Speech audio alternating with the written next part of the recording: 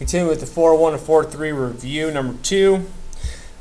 Solve by elimination. I'm going to go ahead and get rid of the the y's here.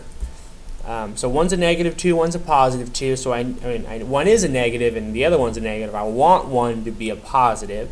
So what I'm going to do is multiply this bottom one by a negative 1. So I'm going to rewrite both of these equations. Distribute a negative to this bottom one. Okay. Make sure you multiply on the other side. So now I have a negative 2 and a positive 2. So now I get negative 8x equals negative 24 because those cross out. And I divide by negative 8. And x equals positive 3. Now I got to solve for the y. So I'm going to plug into this one before I multiplied by negative 1. So I get 3 minus 2y equals 11. Subtract 3 to both sides. I get negative 2y equals positive 8. Divide by negative 2. Y equals negative 4.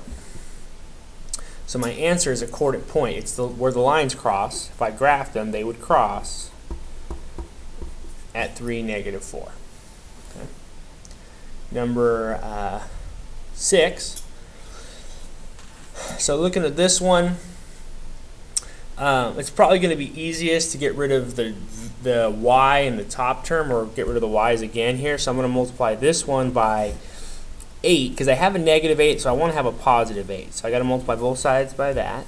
So coming over here, give myself a little bit of room. I'm going to say negative 40x plus 8y equals negative 24. 3x minus 8y equals positive 24. And I'm going to get negative 37x equals 0, which looks a little weird, but it's not a big deal. Just divide both sides by 37, and x equals 0. So now I'm going to go back and find the y. I'm going to plug into this one right here. Okay, so that's just a 0.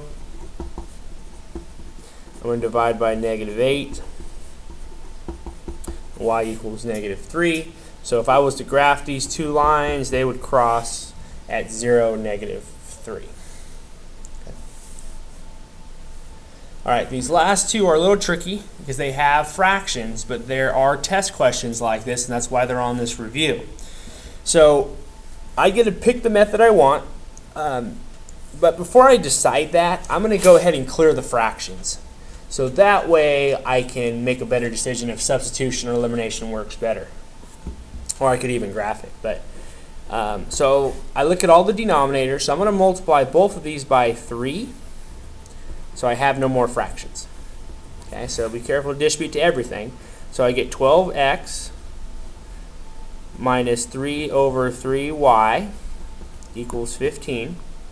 So I'm looking at 12x minus y equals 15. There's one equation I'm going to use. Down here, I'm going to do it right here so I have a little more room. 27x plus 12 over 3y equals 15. And simplify that one, I get 27x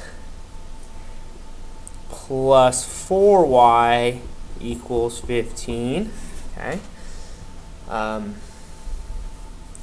So what I'm going to do is I'm going to set these up on top of each other, and I get 12x minus y equals 15, and then I get 27 plus 4y equals 15. So I'm going to use elimination, and I'm going to multiply this top one by 4.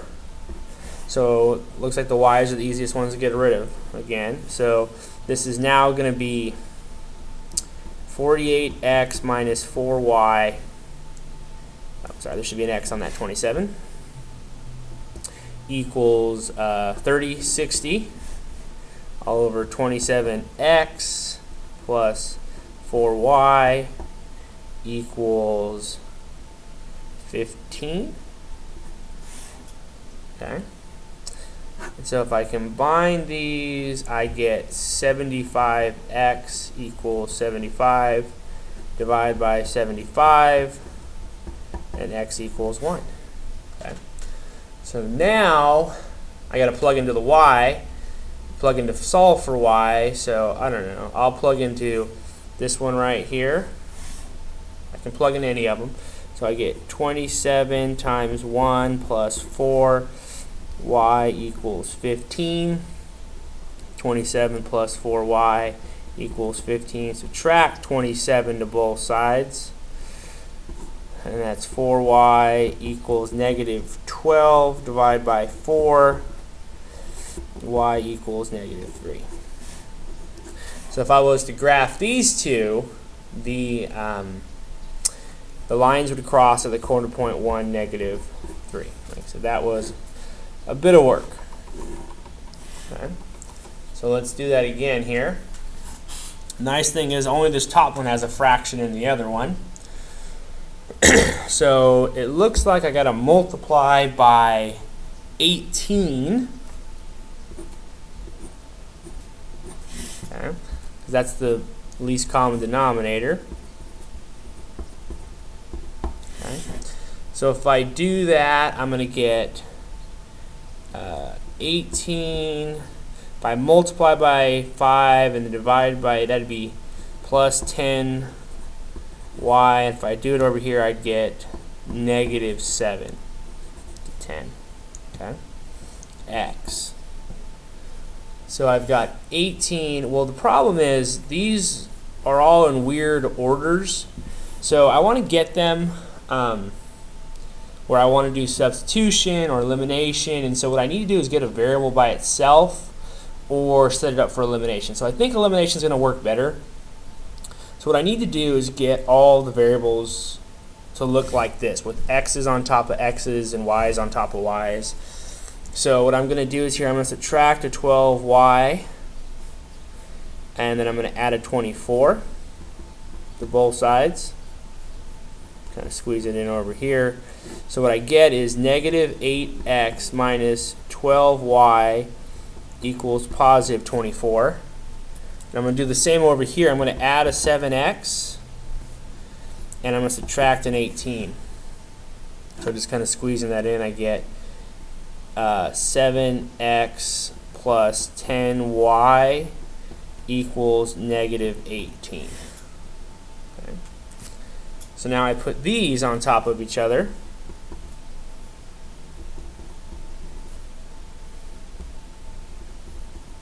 Okay. And I have to decide which variable to eliminate.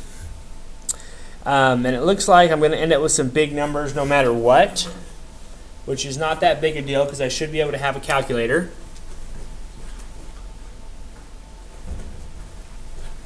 So what I'm going to do is I'm going to go ahead and eliminate the x's. Okay. So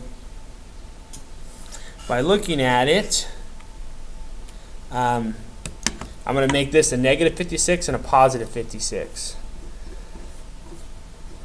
So that means this one needs to be multiplied by 8. That one needs to be multiplied by 7. Okay. So this top one is now negative 56 minus 12 times 7, negative 84y. 24 times 7 is 168. Like I said, we should have a calculator, so it shouldn't be that big a deal. Plus 80y equals 18 times 8, which is negative 144. That crosses off. This leaves us with negative 4y.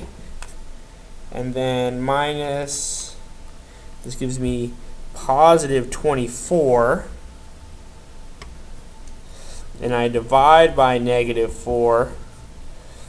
And y equals negative 6. Alright, so I'm getting somewhere. Okay, now I got to find x. I'm going to plug back into one of these equations. So this one looks the best right here to plug into.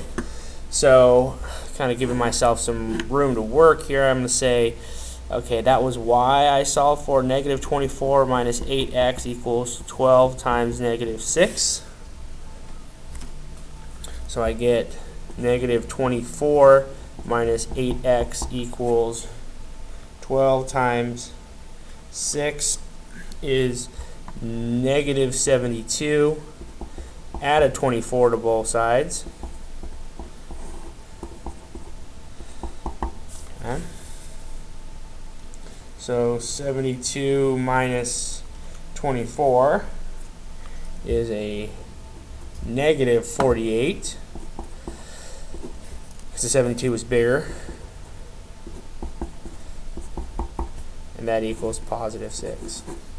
So if I was to graph these two lines, they would cross at 6, negative 6.